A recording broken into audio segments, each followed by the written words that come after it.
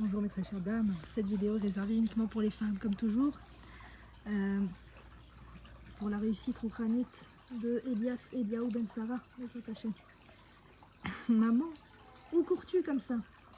C'est une vidéo qui s'adresse aux mamans et à toutes les femmes futures mamans d'Ezrat Hashem. Éveiller les consciences à comprendre que qu'est-ce que je fais dans ce monde, qu'est-ce que je suis venue faire dans ce monde.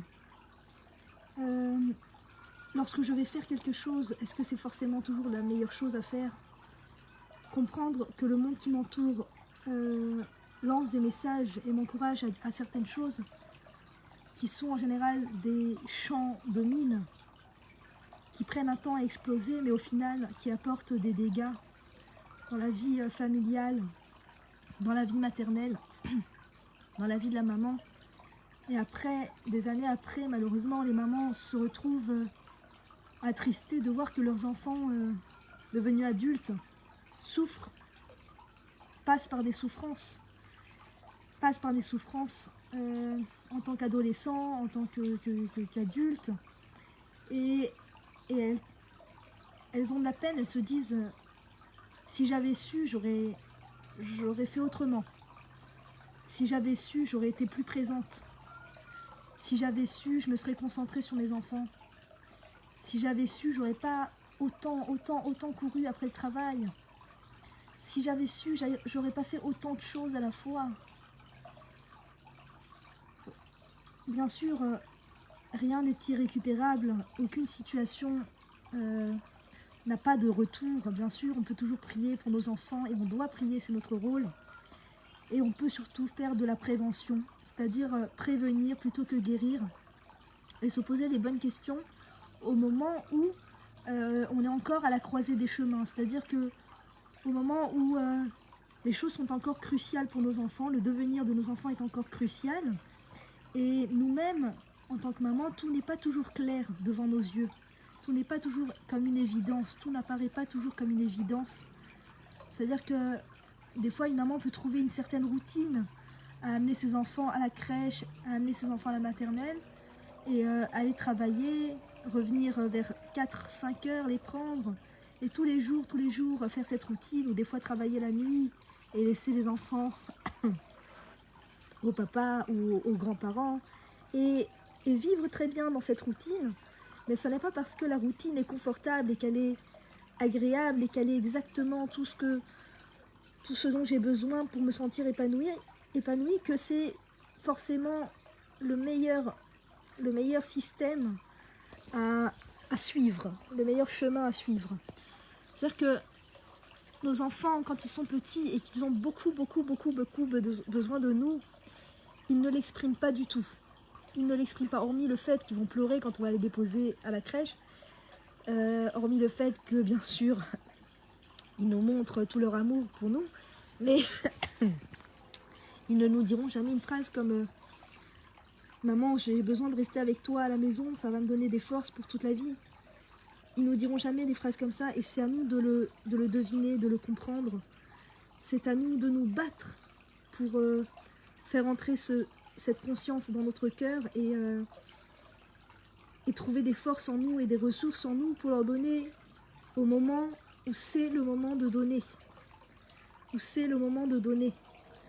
Quand ils sont encore au début du chemin, tout ce qu'on leur donne rentre dans leur cœur et fait partie de leur quotient émotionnel, de leur héritage émotionnel et affectif pour toute la vie, et va leur donner beaucoup de force et de confiance en eux pour toute la vie. Et quand ils sont plus grands, on doit continuer à leur témoigner beaucoup de chaleur et d'amour, même s'ils laissent croire que ils ne veulent pas de cet amour ou de cette affection. Ils en ont tout à fait besoin, même quand ils sont adolescents et qu'ils ont l'air rebelles, ils ont encore plus besoin, autant besoin du contact physique, qu'on leur caresse les cheveux, qu'on leur parle, qu'on s'intéresse à eux, qu'on les écoute jusqu'au bout, qu'on les écoute parler, qu'on essaye de laisser ce qu'on est en train de faire au moment où ils nous parlent, parce qu'il n'y a rien de plus désagréable que de parler mais de ne pas avoir d'adresse, de ne pas avoir d'oreilles qui nous écoutent. ça met un bâton dans les roues pour toute la vie après. Et c'est des choses qu'on peut éviter dès maintenant, dès la jeunesse, en tant que maman. Et encore une maman, même une fois devenue grand-mère, que ses enfants se sont mariés, elle peut encore récupérer ces choses-là et travailler sur ces choses-là. C'est plus difficile de changer de mode de vie. On a l'impression qu'on change de programme, on te dit bah, jusqu'à maintenant tu n'étais pas à l'écoute parce que tu étais très très occupée.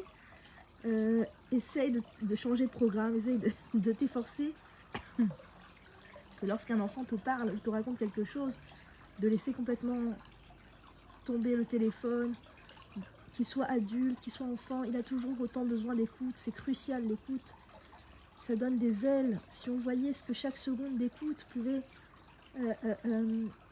comment dire, planter comme graine atomique et d'élan dans la vie par la suite, on n'aurait aucun mal à écouter parce qu'on verrait les fruits de nos propres yeux. Mais comme toute cette dynamique est cachée de l'œil, c'est une dynamique souterraine. Tout ce que la maman fait pour les enfants, ça se passe en souterrain. Ça veut dire qu'on ne voit pas les fruits tout de suite, on ne voit pas le résultat tout de suite. Des fois, on a même l'impression de voir le contraire. C'est-à-dire que je donne tellement, j'investis tellement et pourtant ils m'ont manqué de respect, et pourtant ils ont défait, et pourtant ils n'ont pas fait ce que je leur ai demandé. Et ça veut rien dire, c'est pas parce qu'ils ne m'écoutent pas au doigt et à l'œil que j'ai pas réussi dans ma mission en tant que parent, au contraire. Le fait que lorsqu'ils ne m'écoutent pas au doigt et à l'œil, je sois tolérante, je sois patiente, je me souviens que moi aussi j'étais une enfant et que moi aussi j'ai pas du tout, j'étais loin de faire exactement ce que mes parents me disaient, me demandaient. Donc se dire que être patiente, eh ben, ça s'appelle devenir plus élastique, plus tolérante, plus patiente envers mon enfant. Eh ben, je lui ouvre les portes d'un avenir optimiste et de tranquillité et de sérénité où il sait qu'il est aimé inconditionnellement. Et c'est pas parce qu'il fait telle ou telle action qu'il sera plus ou moins aimé, il est aimé inconditionnellement. Et après, il a les forces pour s'envoler, Bezrat Hashem. La maman, c'est le soleil de l'enfant. C'est son soleil. C'est sa shrina, c'est sa présence divine. La maman est comparée à la présence divine. Il y avait un sage dans la Gemara, quand il entendait sa maman venir à travers la porte, il se levait de toute sa hauteur, il disait « Je me lève en l'honneur de la présence divine ». Sa mère, c'était la présence divine, parce que toute maman représente la présence divine. Hachem veut faire du bien à son peuple et veut faire du bien à ses enfants et à son futur peuple. Et il fait passer ce bien par le tuyau de la maman. La maman est le tuyau d'Hachem pour faire passer le bien et la chaleur dans ce monde à ses enfants. Et